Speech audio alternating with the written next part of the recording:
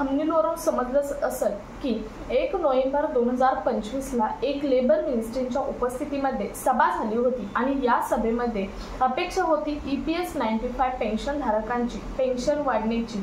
परंतु त्या सभेमध्ये काय नक्की झालं, EPS 95 पेन्शन धारक जे आहेत त्यांच्याबद्दल काही विचार करण्यात आला का? त्यामध्ये PF अधिकारी सुद्धा हजर होते। त्यामुळे खूप मोठी अपेक्षा होती, EPFचे मेंबर हजर होते, त्यामुळे खूप मोठी एक अपेक्षा होती की EPS 95 पेन्शन धारक आहेत त्या पेन्शन धारकांची। परंतु यामध्ये काय चर्चा करण्यात आली, EPS 95 पेन्शनर्सला याचा कोणता फायदा होऊ शकतो का, याची सर्व माहिती आपण आजच्या व्हिडिओमध्ये डिटेलमध्ये पाहणार आहोत। त्यामुळे व्हिडिओ स्किप न करता शेवटपर्यंत पाहायचा। चॅनलवर जर पहिल्यांदा आला असेल तर अशाच महत्त्वपूर्ण आणि गव्हर्नमेंटच्या नवनवीन अपडेट्ससाठी चॅनल सबस्क्राइब करा, शेजारील बेल आयकॉन सुद्धा ऑन करून ठेवा, म्हणजे असेच महत्त्वपूर्ण अपडेट तुमच्यापर्यंत रेग्युलर पोहोचत राहतील।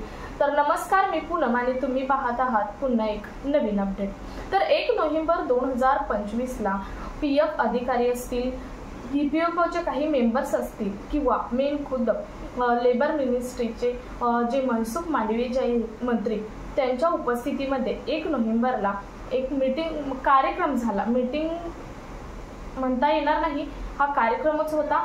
हा कार्यक्रम झाला त्यावेळी प्रत्येक EPS 95 पेन्शन धारक आहेत त्या प्रत्येक EPS 95 पेन्शन धारकांना एक अपेक्षा होती की यामध्ये आमची पेन्शन वाढी संदर्भातील किंवा मेडिकल कन्सेशन संदर्भातील DA संदर्भातील काहीतरी चर्चा होईल अशी एक अपेक्षा होती। कारण 13 ऑक्टोबर 2025 ला जे लेटर दिलं होतं ते लेटर सुद्धा फेकच होतं। लेबर मिनिस्ट्रीच्या तेव्हाही लेबर मिनिस्ट्री उपस्थित होते आणि त्यांच्या उपस्थितीमध्ये जे श्रम मंत्री होते त्या श्रम मंत्र्यांनी PS ला त्यांच्या उपस्थितीतील लेटर लिहायला सांगितलं होतं, पण ते तसं न होता PF अधिकाऱ्यांनी लिहिलेलं ते लेटर होतं। त्यामुळे EPS 95 पेन्शन धारकांची तेव्हाही फसवेगिरी झालेली आहे। त्यामुळे EPS 95 पेन्शन धारकांना आता इतकी मोठी अपेक्षा होती की 1 नोव्हेंबर 2025 ला एक मोठा कार्यक्रम झाला। त्या कार्यक्रमामध्ये अपेक्षेप्रमाणे जे की पेन्शन वाढीच्या मीटिंगमध्ये जे हजर असायला हवे होते तेच मेंबर तिथे हजर होते।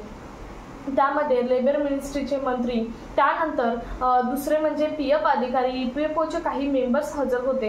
इतके सारे हजर होते की जे निर्णय घेऊ शकतात पेन्शन धारकांसाठी किंवा पेन्शन संदर्भात काहीतरी बोलू शकतात हे तिथे उपस्थित होते। त्यामुळे प्रत्येक पेन्शन धारकाला एक मोठी अपेक्षा होती, परंतु त्यांची ही अपेक्षा अजूनही अपूर्णच राहिलेली आहे।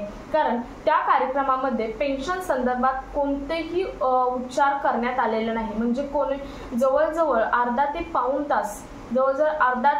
तास लेबर मिनिस्ट्री मनसुख मांडवीयजी यांचं भाषण आहे ते चालू होतं, परंतु त्यांनी त्यामध्ये कोणत्याही प्रकारचा पेन्शन वाढीचा निर्णय किंवा पेन्शन संदर्भातील उच्चार हे केलेले नाहीत। त्यांनी PFचे उच्चार वारंवार केले, परंतु पेन्शन वाढीचे उच्चार मात्र केलेले नाहीत। तुम्ही आता पाहिलं तर PFच्या मागच्या काही दिवसामध्ये PFचे नियम बदलण्यात आले, परंतु हे नियम तितकेसे समाधानकारक नाही।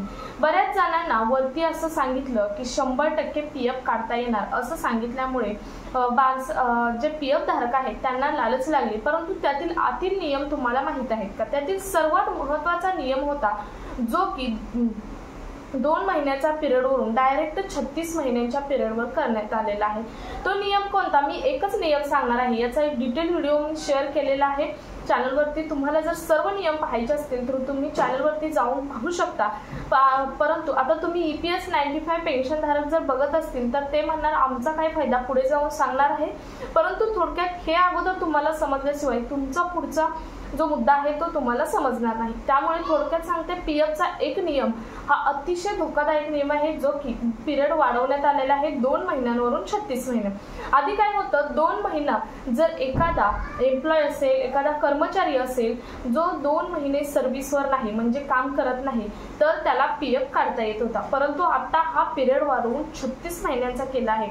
म्हणजे एखादा एम्प्लॉय किंवा कर्मचारी जर 36 महिने कामावर नसेल किंवा बेरोजगार असेल तरच त्याला PF काढता येणार आहे। आता 36 महिने म्हणजे किती, तर जवळजवळ 3 वर्षांचा पिरियड जातो।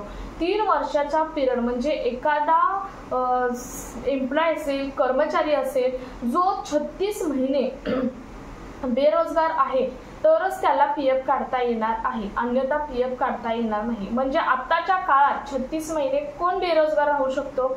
तुम्हीच कमेंट मध्ये सांगू शकता। 36 महिने कोणताही व्यक्ती बेरोजगार राहू शकत नाही आणि तोही कर्मचारी एम्प्लॉय राहू शकत नाही आणि त्यांचे हे सर्व पीएफ चे पैसे आहेत ते सेव्हिंग होतात त्यांच्या वृद्धापकाळपर्यंत, म्हणजेच त्यांच्या रिटायरमेंट पर्यंत आणि मग त्यांना रिटायरमेंट नंतर पीएफ काढता येतो। मग आता हे झालेले सेव्हिंगचे पैसे सरकारने यासाठीच डोकं चालवलेलं आहे की जे पीएफचे हे पैसे सेव्हिंग होतात त्यातून जे पेन्शन धारक आहेत त्यांची पेन्शन वाढवायची, हे डोकं चालवलेलं आहे। परंतु पहा, जर त्यांना ही प्रोसेस करायची असेल तर त्यांची ही प्रोसेस 1 ते 2 महिन्यामध्ये न होता यासाठी यांना 2 ते 3 वर्षाचा पिरियड हा लागू शकणार आहे। कारण ही सर्व जे सर्क्युलर आहे ते फिरवायचं आहे तर त्यांना 2 ते 3 वर्षाचा, लय जास्तीत जास्त 2 वर्षाचा तर पिरियड हा लागणारच आहे, वेळ हा लागणारच आहे। आणि त्यामुळे EPS 95 जे पेन्शन धारक आहेत त्यांना वारंवार रोज जे व्हिडिओ दिसत आहे की तुमची पेन्शन आज वाढते, उद्या वाढणार आहे, आजची गुड न्यूज आहे, हे साफ चुकीचे व्हिडिओ आहेत। तुम्ही याकडे दुर्लक्ष करा, कारण असे व्हिडिओ फेक आहेत। कारण 10 वर्षाचा जो पिरियड आहे तो 10 वर्षाचा पिरियड तुमच्या डोळ्यासमोरून गेलेला पिरियड आहे आणि या पिरियड मध्ये कधीच तुमची पेन्शन ही वाढणार असं सांगितलेलं नाही। सरकारकडून खुद्द लाईव्ह सांगितलं नाही। तुम्ही पहा, एखादी जर घोषणा करायची असेल तर लाईव्ह येऊन सरकारचं कोणतेही मंत्री असेल, कोणताही अधिकारी असेल तर सांगतो, परंतु आतापर्यंत कोणीही सांगितलेलं नाही। त्यामुळे व्हिडिओमध्ये सांगत असतील की उद्या पेन्शन वाढणार, आज पेन्शन, कोणावरही विश्वास ठेवू नका।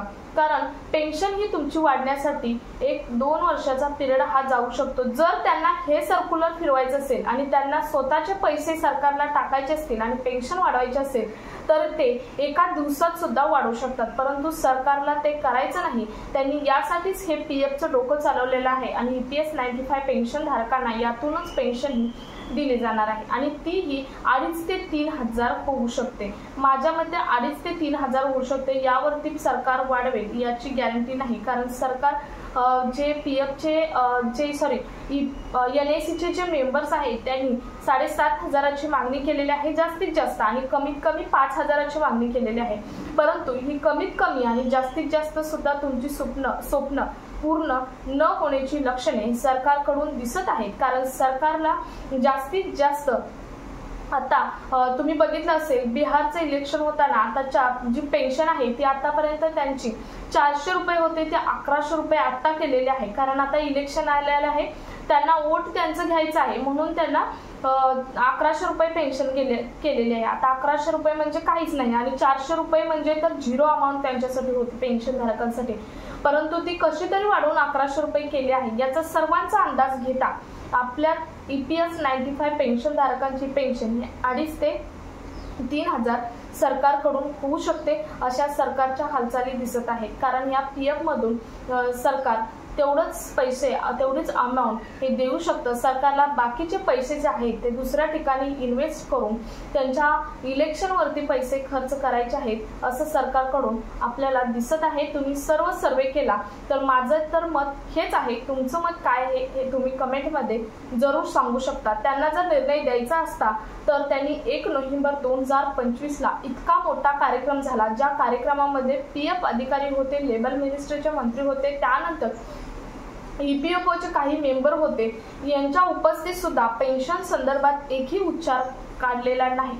त्यामुळे पेन्शन धारकांची पेन्शन वाढण्यासाठी कमीत कमी 2 वर्षाचा कालावधी तरी जाऊ शकतो असं माझ्या अभ्यासातून मला दिसत आहे। कारण बरंच सर्क्युलर पाहिलं, पीएफचे बदललेले नियम पाहिले, वारंवार केलेले NACच्या मेंबरने आंदोलन पाहिली, मीटिंग पाहिल्या, त्यांच्या आतापर्यंत आलेली लेटर पाहिली, तर सर्वांचा अभ्यास करता किंवा सरकारचे जे म्हणणे आहे ते वारंवार पोस्ट केलेले वाचल्या तर या सर्वांवरून एकच दिसत आहे की EPS 95 पेन्शन धारकांची पेन्शन ही आत्ताच न वाढता पुढे जाऊ शकते आणि पुढे जाऊन वाढून सुद्धा ते 2.5 ते 3 हजारच होणार आहे।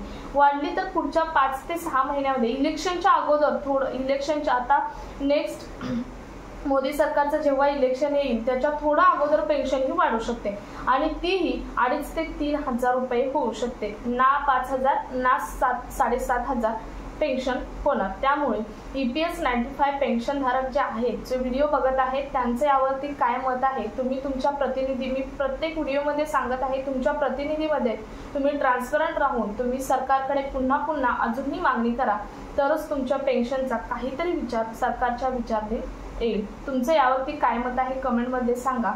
हा व्हिडिओ जास्तीत जास्त EPS 95 पेन्शन धारकांपर्यंत शेअर करा। भेटूयात पुढच्या एका नवीन अपडेट सोबत, तोपर्यंत धन्यवाद।